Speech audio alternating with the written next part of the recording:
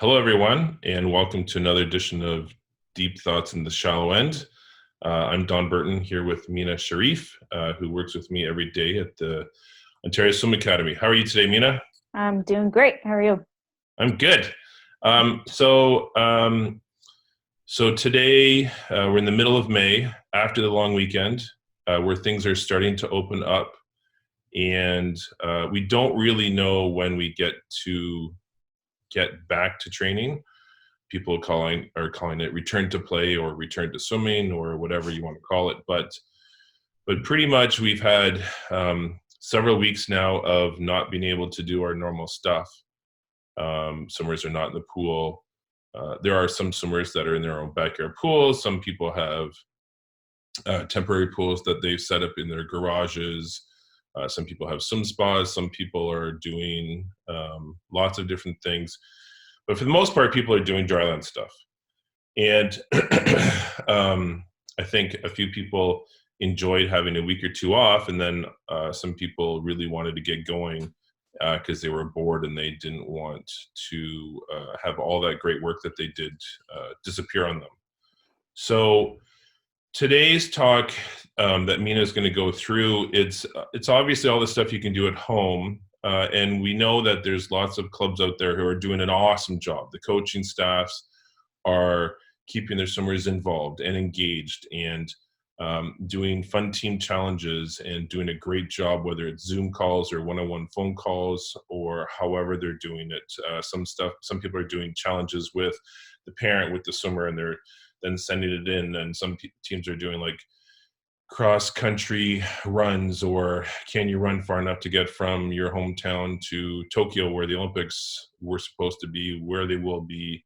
Lots of neat, interesting little challenges. But without knowing a for sure end date,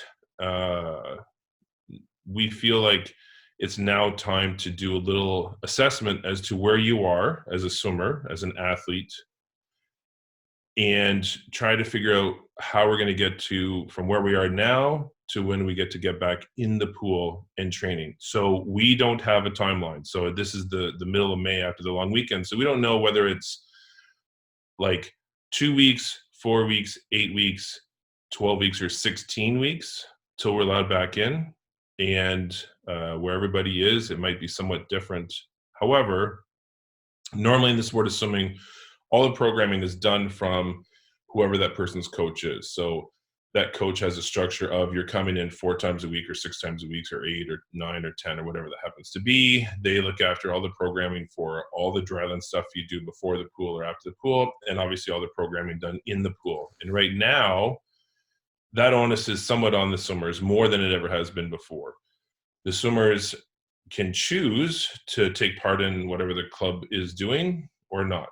They can do extra stuff on their own or not. And the only person that really knows what's going on is the swimmer. So we are suggesting that the swimmer really, really spend some time on tracking what they're doing, keeping a logbook. It doesn't matter whether it's an electronic version or an old school, like write it down with a pen or a pencil and write it down. But you need to keep track of what you're doing, because we're trying to get from here to back into the pool. And so that's pretty much the premise of today's talk. And we have some different scenarios out there. So again, we don't know whether we're talking to someone who's 10 or 12 or 14 or 20. And this talk is relative and it's usable for just about anybody across Ontario or in Canada. And we've had to take some basic ideas and understandings of some concepts in order to have this talk going forward. So, Meena, let's get going. Cool. Awesome. Ready. Thanks, Don. Cool. So kind of building off of what we talked about last time, that we're kind of in this transition off-season phase in our swimming season. So using this opportunity, use dryland. If you have access to a pool, that's great. But then again, what do we call this season? It's our transition off season. Again, we don't have a start date of when we'll be back. So this is what phase we're in. And then going off into the second point here is performance versus staying healthy. So obviously we want to stay healthy. We want to stay clear of any disease, obviously, but this is a good opportunity to work on aspects of our performance too. So taking this transition period to work on aspects of our performance that we can do on the dry land. If you have access to a pool, that's great. And then we'll talk about also timelines and some progressions. We'll give some scenarios like Dawn mentioned, and we'll talk about maybe how many weeks out from when an official start date is announced and what that looks like leading up into that within your strength training or at-home dryland training. So going into progression and timeline. So we want to compare like our previous training hours, right? So what we did in season and our current training hours. Okay, so during this COVID-19 pandemic era, we want to try and compare our hours. So general rule, we don't want to increase by each week by no more than 10%. That can lead to overtraining, burnout, all of the negative side of things that we don't want to happen. Obviously, during this transition phase, it's not something that we should be aiming for, obviously. So the more gradual increase, the better. So try and aim for about a 5 to 7% increase each week within your training and using training hours. Okay, so that's what I talk about, previous training hours and your current training hours. So we'll give some examples here. So the first example, let's say during the swim season, your weekly hours are 20. So that includes swimming, that includes strength and conditioning, dry land, all that stuff. We have a total of 20 hours right here.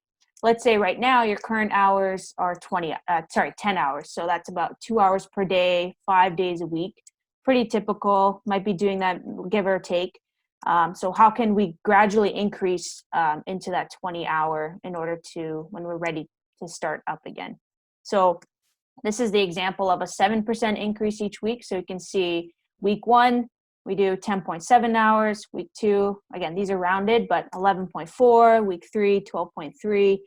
And then you can see into week 10, a bit closer to 20 hours. And then week 11, we hit that 20-hour mark. So we know that if we take a 7% increase each week, we know that it takes about 11 weeks to get back to normal, to our normal training season. So, Meena, this part is really important because swimmers, I think, no different than the general public, but swimmers, because they're in great shape for the most part, they're like, okay, let's go. Yeah. and so having a plan of progressively getting back to what they used to do, and also then keeping track of it, because if anybody has any issues going forward, like sore backs or knees or hips or shoulders or whatever, if they would ever go see somebody or talk to someone about that injury, that practitioner would like to know, okay, well, Meena, so, when did you start increasing the volume and your intensity and of all the different things that you were doing, and what did you do differently? This would at least give them, hopefully they don't get to that spot, but this would give them a roadmap as to, okay, well, 11 weeks ago, I started ramping stuff up. And yeah, on week 2, I got kind of like, I was ready to go. So I jumped from doing 10 hours to I did 18 hours. And then all of a sudden, whoa, like things started, like you just need to be able to have that information for so many different reasons. So this is fantastic. For sure. And it's definitely being patient. I know, like Dawn mentioned, you feel good, you feel ready. Maybe you're just starting out right now and you're like, okay, I'm ready to go. I'm doing 10 hours. Okay, next week I'm going to do 15 hours. Okay, next week I'm going to do 20. I'm going to do 25. Then you look back and you're like, oh, I'm doing more than I would actually do in season, right? So we want to make sure that we're having patience and we're gradually adding on. Like I mentioned before, more gradual increase, the better. And so in this example here, 7%, again, on that top end of if we're increasing per week, again, we want to kind of stay in that 5, 6, 7% increase each week. And you can do the math on that.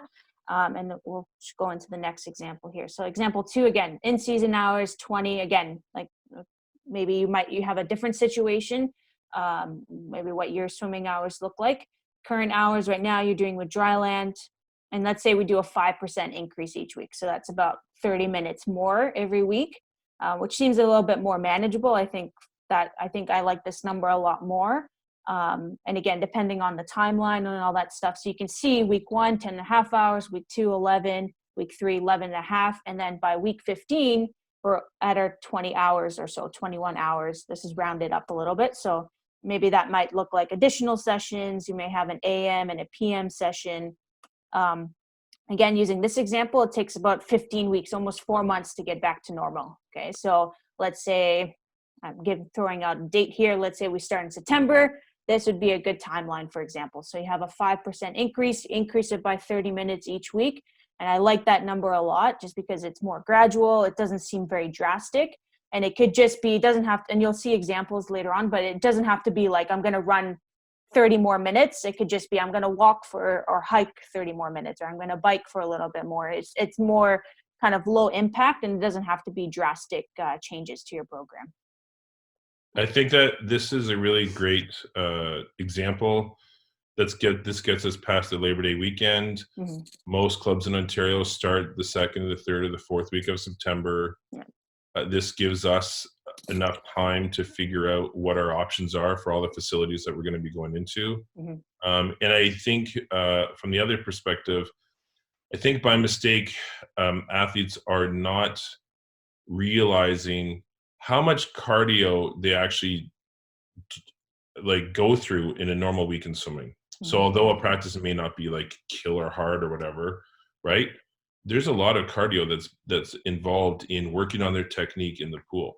And so it doesn't mean like it's hard all the time, but if they're not doing the normal loads of cardio, then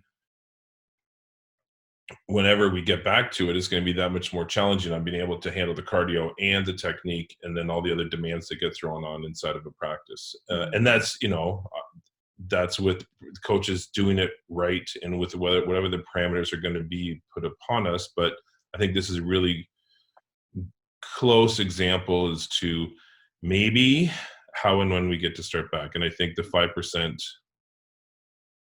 it actually builds up pretty fast.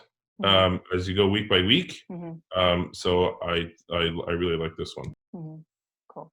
Awesome. And then maybe Don, you can kind of chime in here as well. Is even when we return back to the pool, there's also going to be a gradual progression in volume and training.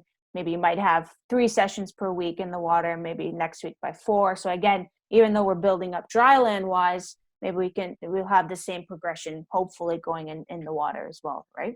Yeah, that for sure that's going to happen. All the coaches in Ontario and across the country have all done all the education that they need to do to make sure that they return, bring their athletes back and start properly without having any overuse injuries or anything like that. Mm-hmm. And so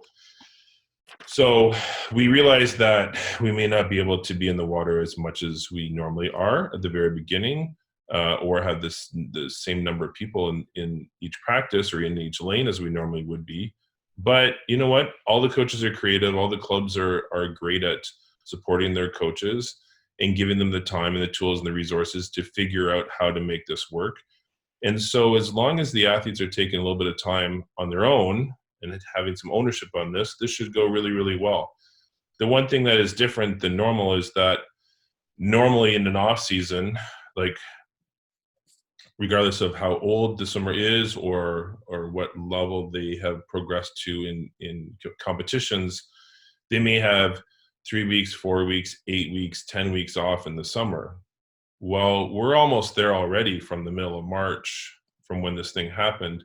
And so can't do anything about going backwards. We can only do stuff going forwards. But normally in an off season, when swimmers aren't in the pool, they're out doing everything else, right? Like it's the summer, it's in Ontario and the weather is warm. And so they're climbing trees and playing soccer or football or like swimming with their friends at a pool or doing whatever they're doing, but they're active. And so part of this is us realizing that maybe we haven't been as active as we normally would be in the past few months, but going forward with things being loosened, we definitely need to do that. So that, of course, the coaches are acutely aware that this is a much different non-traditional off season, and it's obviously much longer, but the onus is also on some of the athletes, and most of the athletes, to get themselves ready to go. Like, they're all dying to get back in the pool. So let's do a great job when we're in the pool, and not have a bunch of people who have a bunch of injuries by Thanksgiving, because that'd be really that'd be a total shame. Yeah, for sure. Awesome. Cool. So then introducing some specificity. So I'll go into examples in the next couple slides as well. So maybe by weeks 4 to 6 to 8, you can kind of incorporate more movement specific to swimming. I'm just going to move this up here a little bit. There you go. So more movement specific to swimming, and maybe some time intervals or timing intervals that you'd use in the pool, for example, right? So we can kind of change up we have a general conditioning or exercise that we're doing, and then maybe later on we can introduce some more specific exercises that won't feel very daunting on the body, that we're not used to. So from examples would be stroke work with bands. You can hook them up. We showed some ones last time. Freestyle, whatever you want, whatever stroke you do, whatever you want to work on as well, and even breaking that down even more into what do you want to work on within each stroke. So is it the pull, is it the catch, is it the recovery? Having something to focus on within each session, I think throughout the week, and having different focuses, I think that would be a good equivalency, I guess, to what you would be working in the water as well in terms of technique work. For example, the second exercise would be flutter kicks on your back. So lift your shoulders off the floor, legs off the floor, point your toes, legs straight, and just kick back and forth, or kick up and down. And then squat jumps is streamlined, like we talked about in the last video. Broad jumps, maybe incorporating or progressing to more single arm and single leg work. And then core work, which I'll show in the next couple of slides as well. So maybe Dawn, you can share maybe a time interval that athletes could use, using these exercises, for example. I think it's really simple, obviously, to use 30 seconds or 45 seconds or 1 minute long. Everyone's brains work really well with that. And anyone that has a sweep clock at their pool, obviously that works really, really well. But something as simple as take your best time of a 200 free or 100 back or whatever, and do flutter kick for that amount of time. Like, don't do a 1500 freestyle time flutter kick when you haven't done anything, obviously, but like within reason, something as simple as, if I do, I don't know, a minute 10 for 100 back, or 50 seconds for 100 free, whatever your best time is, just do flutter kicking for that amount of time. First of all, can you do it? And then how much do you feel it the next day? And then we can figure out more intervals as we go along. Mm-hmm. And also then obviously they can play around with the intensity of that. Like, it should be small flutter kicking, and they can speed it up on the second half. So if we're kicking for a minute and 10 seconds, the first 35 seconds is just constant beat of kicking. And then maybe for the last 35 seconds, they just speed it up, kind of like the idea of negative splitting, or trying to make sure you have enough strong legs at the end of a race, just like you do when you're swimming. I think relating it to the number of kicks or the number of reps, but obviously doing it to time, would be really, really helpful. And I think most swimmers can figure that out. And at the same time, you can do a little bit of visualization at the same time. I'm on my last 15 seconds of a race. That's the last 25. I need to make sure I've got great legs so I can finish the race. And so you can kind of help yourself get geared up for that while you're doing, something as simple as flutter kicks. Mm-hmm. Awesome. And then you can also even bring down the time interval and just work on technique, right? So like if you're struggling to last 30 seconds, maybe just drop it down to 15 seconds and just focus on good, strong kicks, pointing your toes, for example, and then just focus on that, perfect those 10-15 seconds, and then maybe next week you'd be able to do a little bit longer and then gradually build up. And then again, you want to focus on technique and not just sloppy that you're feeling in your back or your arms are no longer in streamline. So we want to make sure that technique is there. And again, you can break it down like 10-15 seconds today, this session, 3 sets, for example, and then next week, okay, I'm feeling good, or maybe I'm not feeling good. Let's focus on technique a little bit the same. So again, you can play around with it, with the programming. But again, everything that you do, it will be specific to what you're doing in the water, and that will help carry over and translate a little bit more when we get there. Yeah, they can use their selfie skills to get videos of this, and like we talked about before, film it, and so you see what you're doing. Yeah, if I'm doing flutter kicking, is it all knees, right? Is it are my toes actually pointed? Like, what does it look like? And if I'm doing it in a streamline, obviously I can't be the one filming it. You can put it on the floor, up against the wall, get someone to do it for you. But can I do that 15 seconds? Because again, doing it right for 15 seconds, and even if you did 4 rounds of that to get to a minute, because you can't do it for a minute at the beginning, that's absolutely fine. It's so much better Hmm. to do it for 4 times 15 seconds and doing it properly than for doing it for a minute straight and having most of it be done Knees. improperly. You're Yeah. recruiting the wrong muscles, and there's definitely no streamline involved. Like, absolutely good point. Yeah. Cool. So we talked about this last time. So more in the strength work or your kind of movement days. So 3 to 4 times a week. You're targeting fundamental movement patterns. So we talked about specificity in the last slide, but these are now general exercise that will have the good basis before you get into those more specific time or movements and time intervals. So that first kind of 4 to 6 weeks, you're focusing on this, the fundamental movement patterns. Then you can kind of progress into more variety, complexity down later on. So I talked about this last time, and there's a handout that I provided as well, so you can also check that out. And so you have your squat, your push, your pull, hinge, lunge, core, and then see how that translates over to the water. So you want that general strength training first before we get into more of your swim specific or technique work as well. So again, this is provided to you. And Meena, a lot of coaches are sending this kind of information out to their swimmers Mhm. with whatever their programming is, and um, whether it's 3 to 4 times a week. Just a little thought, and that is, if you haven't been doing this very much, don't all of a sudden do like 4 days in a row, because you're going to feel that, and that's not what we. That's not the point. And Yeah. and obviously, if your coaches are sending you stuff to do on your own, make sure you spread it out and don't just all ram it in on, okay, well, I had a long weekend, so now I'm going to go Tuesday, Wednesday, Thursday, Friday, and then I can't move on Saturday. Like, that's not the intent, obviously. Yeah, exactly. So yeah, it's a good point. So I know I said 3 to 4 times a week, but if it's, again, like Don said, if you're starting out, this is the week you're doing it, start with 2 times a week of strength training or your movements here, and then do 2 sets, for example, and then gradually you can pick up maybe days per week. So maybe you do 3, but still doing 2 sets. Maybe then you do 4, and then you do 2 sets still, and then you can gradually pick up the sets. So you don't have to build everything up. So I do 2 and 2, and then I do 3 and 3, and then I do 4 and 4. It doesn't always have to be like that. It could just be 2 and 2, 2 and 3. And so you can kind of manipulate sets and days per week that way. But again, gradually. And again, like I said, if you have 11, 15 weeks to get there, then this is a good opportunity that you can kind of build up slowly. And just, it doesn't have to be drastic. Like I said, it's only a 30-minute increase if we're doing that 5% per week, and that's only 15 minutes or 30 minutes per week. So you can kind of see what things can be increased if needed. So I talked about this as well, so movement progression. So maybe if you've already been doing this the last time we chatted back in April, maybe you've been doing these movements. And so movement progression, so what does that look like? So that could be movement progression. You've been doing a two-legged squat, for example. Maybe you can do a single leg squat. Or maybe you can, if you were doing push-ups off your kitchen counter, maybe you can start to work your way down to the floor. So kind of making exercise a little bit harder in that sense.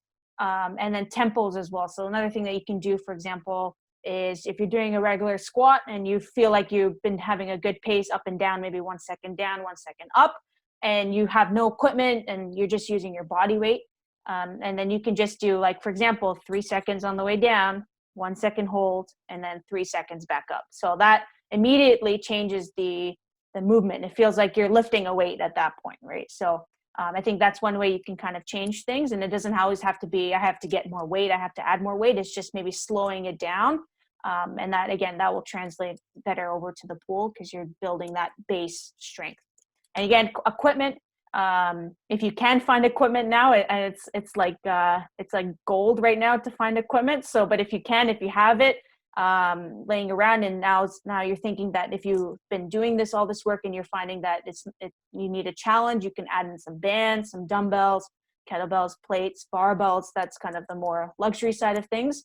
And then again, I also want to reiterate that it doesn't always have to be equipment. You can just be creative with what you have. So I've seen some things, awesome things on Instagram, on social media, overall people using their backpack, using paint buckets, water jugs, like just holding on to stuff. I've seen an odd object carry, like pick up your dog and do squats with it, for example, or throw it on him or her on your back, or your sibling, I don't know.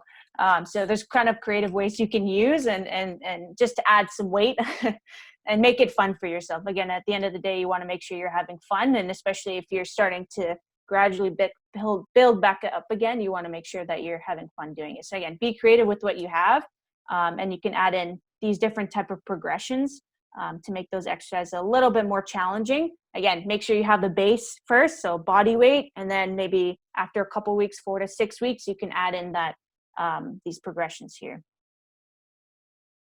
Okay, so strength programming, like you talked about, you want to work on technique with those movement patterns that we talked about. You're looking at quality over quantity. Again, if you can't do 12 reps, bring it down, do 6, focus on good quality, and then you can gradually pick it up. Also talked about prehab, rehab, and mobility work. So if there's an injury that you have right now, and you need to take care of it, this is an opportunity to do it. Still continue to do it if you're seeking your virtual care through a physio or anybody. Still continue with that. It's still a good opportunity to work on this stuff. So by the time you get into the water, you're at a good spot and you're able to gradually ramp up in the pool as well. So prehab, any preventative work that you need to work on. As swimmers, we should be doing a lot of shoulder prehab work. So our external rotations, I know there was a handout provided by our physio before. So look at that. That's easily stuff you can do at home with a band, with a TheraBand in front of the TV. Mobility, so having like either yoga sessions or foam rolling, stretching, anything that you can do to improve that. I think that should be another thing that's implemented into your weekly program. So biomech work from your coach. So if you have a biomechanist or you have your coach that has given you some stuff to work on, use this time to work on it. So if you're doing the more stroke work with the band, can you, if you've been told by your coach or whoever you're working with that you need to work on that elbow or recovery position, maybe this is a good opportunity to work on that and out of the water. So looking at aspects of your performance, and like I know Dawn did a video before with our biomech and Gigi as well, looking at what can you work on in the pool that maybe you could work on in the dry land as well. So kind of take a step back. What are some things that you could work on from this past season? Was it stroke specific? Was it conditioning wise? Stuff that you can easily do. Take this opportunity to work on that. So then when you get back to the pool, you're ready to go, and it won't be something you have to worry about too much either. Okay. And then the last one I want to go over, again, I stress this a lot with swimmers, is abs versus core. And so I'll show you an example of what I mean by that on the next one. So when we think of abs, we think of kind of that physique, 6-pack. That's great. That's awesome. But I think we need to start changing that conversation to core. And so why do we need our core?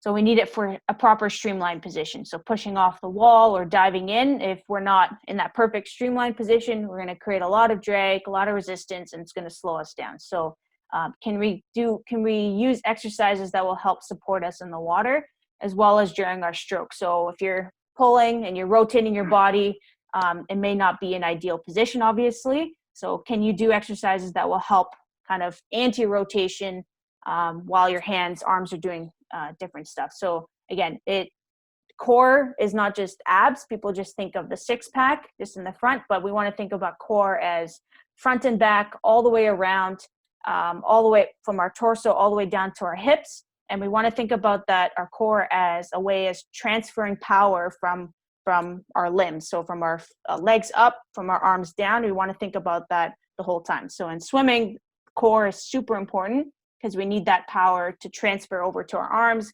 back down, vice versa. Pushing off, we need that core strength in order to do well in the water, right? So again, don't think about abs, think about core, and I'll show you some exercises that you can be doing to support that we talked about last time as well. So athlete from the academy, Hannah, doing some good ones, a good exercise here. So again, similar to what we do in the water, we want to keep that body still, and then arms, or maybe doing a pull, or right here, they're just doing an arm raise. We want to make sure the hips are not moving. So she does a really good job with that. Another one, dead bug. So opposite arm and leg, do it without rotating our whole body the whole time. So chin is tucked. Think about our head position and keeping that low back attached to the floor here. So this one's a big technique one, because a lot of swimmers go, "Oh, this is easy," but doing it properly is the focal point, not just speeding through. Yeah, exactly. So yeah, any type of core work, controlled, slow and controlled. Make sure you're doing it properly. Again, another one here, high plank with the leg raise. So pretending like we're doing kicking in the water, that we don't want to move our hips, head position, straight line, flat back, all the way through. Again, another good exercise to be implementing into your program. So conditioning. So we talked about the strength side of things, what we can be doing. Conditioning would be, I would recommend programming 3 to 5 days a week. Again, like Dawn mentioned before, if this is the week you're starting out, maybe it might be 2 days a week, 3 days a week. And then slowly building up your aerobic capacity. Okay, so like Dawn mentioned, in the water, we know that we're building a lot of our cardio, our conditioning, aerobic capacity. So starting out even just 20 minutes, I've given 30, but you can even do 10, 15, slowly building it up that way. And again, since we're not used to being on dry land too often, that immediately going for a 5K race is probably not the best idea. So maybe it's just, if it's your first week, maybe going for a walk or going for a hike, right? And just low impact to start. And then gradually you can progress to more of the running, biking, rowing, if you have a row machine at home, more of that high impact stuff that you can be doing at home. But I think, again, low impact, think low impact. If you're just starting out, walking, hiking, and then gradually you can progress into running, biking, rowing. So again, first week, don't need to be going out for a 5K run or 10K run. Take it slow. Maybe it's just going for a walk a couple times a day or a week with your family, siblings, whoever it may be. And then you can gradually pick it up in that way. Okay? And I can't stress this enough, especially if we're not doing a lot of running or stuff outside. I think that definitely doing a warm up is your number one way of like preventing any injuries. Okay. So I think if you're warm and you're set, you're mentally warm, physically, 10 to 15 minutes max, you should have a light sweat by the end of it. And by the time you start your training set, I think that is key, essential, and before you get into any of your conditioning work. So I want to make that clear, because I know some people will be like, I'm going to go for a 5K run right now, and then they skip the warm up completely, and then you'll hear that my shins are sore, my calves are sore. Well, did you warm up? No, I didn't. Well, you would have been better off by warming up first. So I can't stress that enough. Make sure you please do that.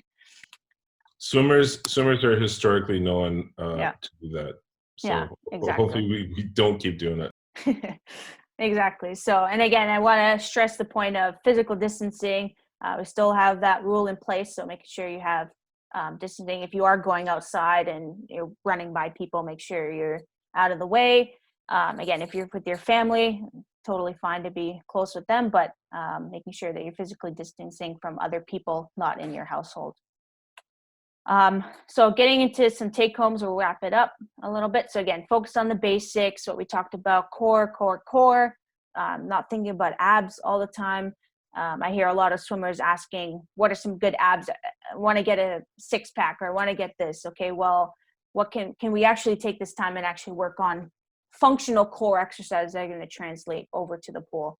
Again, staying healthy, and it's not just about exercise. Are you eating well? Are you sleeping well? Recovering well?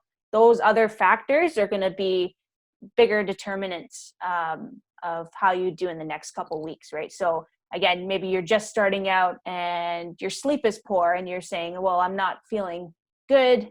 I'm feeling sore all the time. Well, let's take a look at your sleep. Are you getting 7 to 8, 9 hours a week? No, I'm getting 5 hours because I can sleep in, I can get up, or I can stay up late and I have to get up early, for example. Well, maybe that's something you need to be working on instead of just training and your nutrition. So if you need to seek like professional help, a nutritionist or a dietitian, in order to do well in those areas, I'd recommend doing that.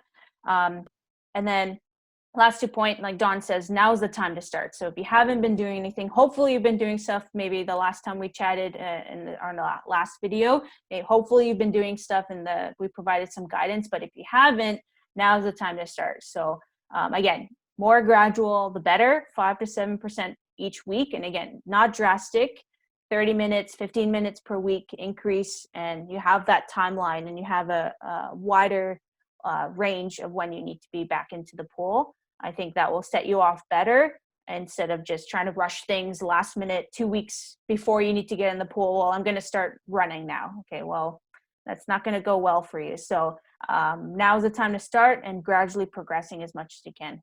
And so always finish it off with have fun with what you do. I've seen some really cool challenges like with exercise, non-exercise related on Instagram, social media. I love it. Again, challenge your teammates. Maybe it's doing a virtual team workout or via Zoom or video call, Snapchat, whatever it is. Maybe challenge each other. Maybe you did this time on the set, or what does your technique look like? Well, compare technique with your friend. Okay, well, you can look at it. Maybe your back's moving or your arms are doing stuff, so you can kind of challenge yourself. It doesn't always have to be time-based. It can always be technique-based as well. Yeah, done. So Meena, I think I like all the take homes. One thing that you sort of, without saying it, you sort of alluded to it, and that is a schedule. Mm-hmm. And I think that when this whole thing started, a lot of people were like, oh, okay, so I can stay up late and I can do whatever. And that might have been fun and interesting and a break from whatever was normal. And so I can understand that. But I think the longer that this has gone on, people are actually sort of craving a little bit more of structure, a little bit more structure, a little bit more of a schedule. And obviously, when we get back into the pool, whenever that is, the structure is going to be there. So as part of this is a physical sort of roadmap, if you will, without a for sure start date. This is also for your brain too, to get ready for, okay, well, now I have to go and get it back into, like, because school is going to start however that starts. That will be done on timelines, as will training again. And so I think no different than physically trying to go from doing nothing to doing 5K, 10K runs all the time. People are going to get hurt, and it's going to be really, really hard. I think the emotional and the mental stimulation side of this, having a schedule is just as critical to make this whole thing happen. So this was well done. Thank you, Meena. This is awesome. And so everybody out there, have a great week, and we hope to see you soon. Awesome. Thanks for hanging out with us today.